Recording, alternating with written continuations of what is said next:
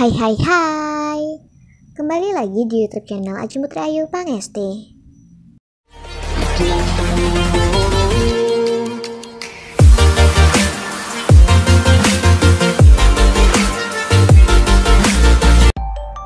Kabar datang hari ini dari artis Indonesia yaitu Judika. Beginilah kondisi Judika usai alami muntah darah kental setiap pagi. Penasaran dengan videonya?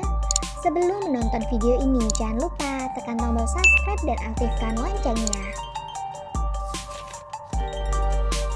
Kondisi kesehatan Judika sempat mengkhawatirkan karena mengeluarkan dahak disertai dengan darah kental setiap bangun tidur.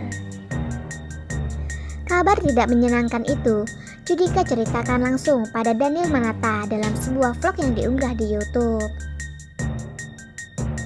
Judika menyebut, sebelum pandemi ia banyak menerima tawaran menyanyi, hingga hanya bisa tidur selama 4 jam saja.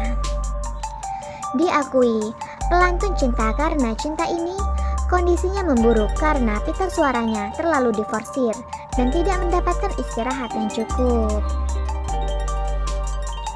Pria berusia 41 tahun ini menambahkan, dirinya diperintahkan dokter untuk beristirahat agar kondisinya tidak makin memburuk.